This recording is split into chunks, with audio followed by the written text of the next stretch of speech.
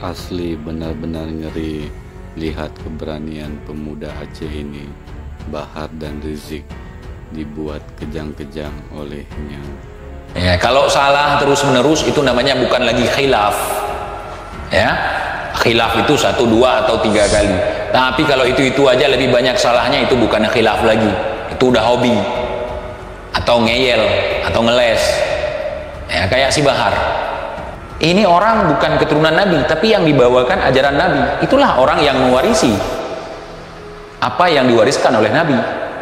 Saya nggak ngikut orang, saya ngikut ajaran, saya ngikut ilmu.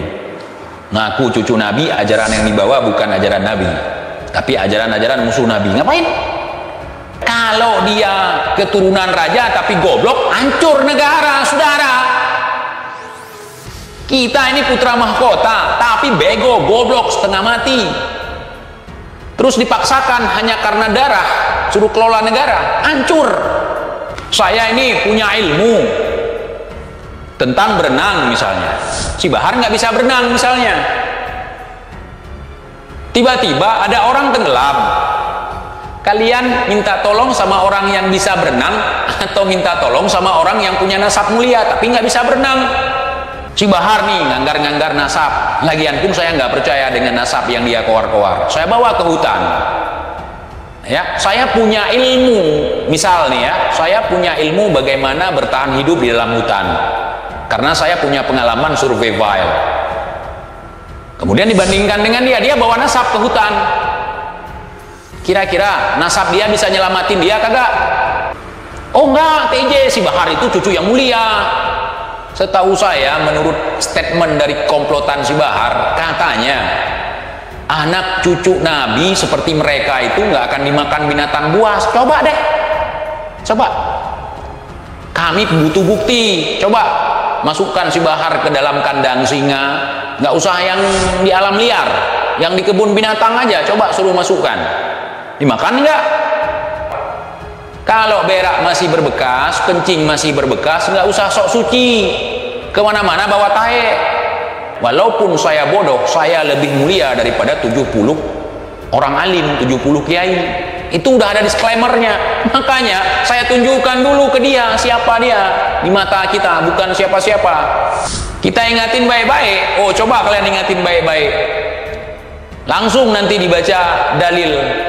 Seorang Habib yang bodoh jauh lebih mulia dari 70 kiai yang berilmu, yang alim. Indonesia sejak dulu kala tetap dipuja-puja bangsa. Kita ingatin baik-baik. Oh, coba kalian ingatin baik-baik. Langsung nanti dibaca dalil. Seorang Habib yang bodoh jauh lebih mulia dari 70 kiai yang berilmu, yang alim. Itu konsepnya kan begitu. Kita pelajari dulu, ini orangnya model seperti apa.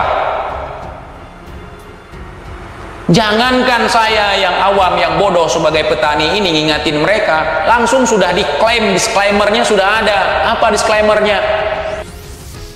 Bahar makin tertekan batinnya kalau lihat video ini. Walaupun saya bodoh, saya lebih mulia daripada 70 orang alim, 70 kiai. Itu udah ada disclaimernya. Makanya saya tunjukkan dulu ke dia siapa dia di mata kita, bukan siapa-siapa. Kalau berak masih berbekas, kencing masih berbekas, nggak usah sok suci. Kemana-mana bawa tahe. Kadrun pasti kebakaran jenggot, panas dingin. Kalian nggak percaya, walaupun kalian udah cebok, pakai lotion, pakai ini, pakai itu tahe semua nih. Hari ini kita mati, berpisah nyawa, ruh dan jasad kita, besok kita udah membusuk. Makan belatung, makan cacing. Oh enggak, TJ, si Bahar itu cucu yang mulia. Setahu saya, menurut statement dari komplotan si Bahar, katanya anak cucu Nabi seperti mereka itu nggak akan dimakan binatang buas. Coba deh, coba. Kami butuh bukti. Coba masukkan si Bahar ke dalam kandang singa. Nggak usah yang di alam liar, yang di kebun binatang aja. Coba suruh masukkan. Dimakan nggak? Lagi-lagi TIJ tantang Bahar masuk ke kandang singa. Habis itu masukkan TIJ. Kalau misalnya TIJ nggak dimakan, apakah TIJ mulia? Bukan. Kenapa? Karena saya tahu ketika menghadapi binatang buas seperti apa. Makanya bukan nasab, tapi ilmu. Si Bahar nih nganggar-nganggar nasab. Lagian pun saya nggak percaya dengan nasab yang dia kowar-kowar. Saya bawa ke hutan. Ya, saya punya ilmu. Misal nih ya, saya punya ilmu bagaimana bertahan hidup di dalam hutan. Karena saya punya pengalaman survival. Kemudian dibandingkan dengan dia bawa nasab ke hutan. Kira-kira nasab dia bisa nyelamatin dia kagak? Benar-benar semuanya dibongkar TIJ. Saya ini punya ilmu tentang berenang misalnya. Si Bahar nggak bisa berenang misalnya. Tiba-tiba ada orang tenggelam. Kalian minta tolong sama orang yang bisa berenang atau minta tolong sama orang yang punya nasab mulia tapi nggak bisa berenang? Nah, di situ ilmu lebih penting daripada nasab. Nasab itu sekedar pengetahuan kita tentang keluarga kita, bukan untuk konsumsi publik sebenarnya. Apalagi sampai nantang-nantang orang, mukulin muka orang, tabokin muka orang pakai buku nasab. Belum jelas juga. Mau saya kasih contoh yang lain? Hah? Makanya kalau ngikut orang, bukan ngikut ilmu, efeknya adalah terjadi pentololan, penggoblokan besar-besaran.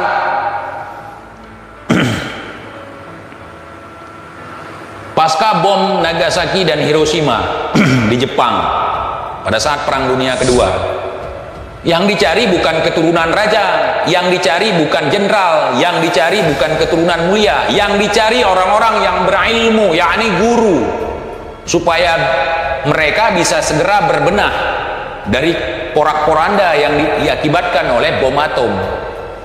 Penjelasan TIJ bikin Bahar dan pendukungnya makin panas dingin. Orang-orang yang berilmu dicari. Begitu juga di Aceh dulu. Yang memimpin Aceh di masa Kesultanan Kejayaan Aceh itu bukan nasab raja yang dijadikan raja, tapi orang yang menguasai ilmu pemerintahan. Walaupun dia kerabat dari kerajaan, bukan putra mahkotanya langsung. Ada ulama di situ diminta untuk diwakilkan sampai menunggu putra mahkotanya besar dan juga dididik faham bagaimana ilmu dalam kepemimpinan. Jadi dulu raja-raja Islam seperti itu setahu saya. Kalau dia keturunan raja tapi goblok, hancur negara, saudara. Kita ini putra mahkota, tapi bego, goblok, setengah mati. Terus dipaksakan hanya karena darah, suruh kelola negara, hancur. Para kadrun benar-benar kena mental. TIJ bongkar semuanya. Tapi dicari orang-orang yang memang punya kekerabatan dengan istana, punya kemampuan yang mumpuni dalam kepemimpinan, itu yang dinobatkan sebagai raja. Nah, itu penyebab terjadi kudeta dan segala macam, karena nggak bisa terima oleh pihak yang punya nasab, punya darah ke raja. Akhirnya mereka ngamuk, marah. Kenapa saya putra mahkota, saya nggak diangkat, tidak dinobatkan? Kenapa orang lain? Karena dia nggak mampu. Akhirnya dikelolalah oleh pengkhianat-pengkhianat, hancurlah sebuah negara. Paham ya? Serahkan sesuatu kepada ahlinya, bukan kepada keturunannya. Hah? Anak dokter bukan dokter. Kalau anak dokter kebetulan dokter, mantep. Oh, saya mau berobat ke dia. Kenapa berobat ke dia? Dia anak dokter. Terus pendidikannya apa? Pendidikannya ya pertanian.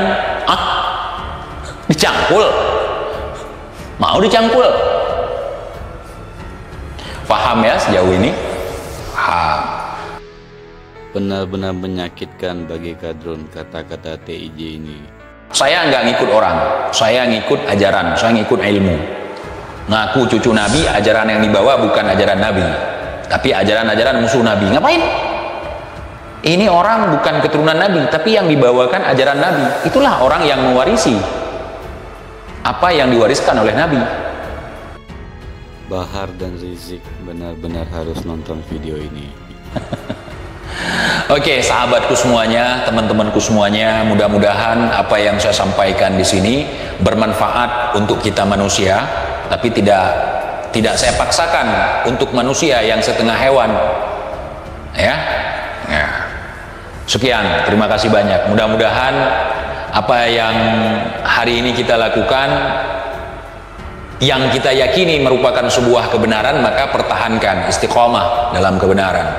Kalau yang kita lakukan hari ini merupakan kesalahan, kita menemukan kebenaran di tempat yang lain, nggak masalah, kita hijrah. Jangan istiqomah dalam kesalahan. Berbenah, kita berbenah. Walaupun harus hijrah. Ya, move on memang susah. Susah untuk move on dari keterbiasaan. Dan ingat, jangan membenarkan yang biasa, tapi biasakanlah yang benar. Membenarkan yang biasa udah salah, udah terbiasa kok. Saya makan pakai tangan kiri, cebok makan pakai tangan kiri, udah terbiasa. Lawan kebiasaan itu. Kecuali kalau memang kita ditakdirkan kidal atau seperti apa, udahlah seperti itu. Itu lain cerita. Ya. Nah. Ya. Iya. Lagi-lagi Bahar kena sindir oleh TIJ. Ya, kalau salah terus-menerus itu namanya bukan lagi khilaf. Ya. Khilaf itu 1, 2 atau 3 kali. Tapi kalau itu aja lebih banyak salahnya, itu bukan khilaf lagi. Itu udah hobi. Atau ngeyel, atau ngeles.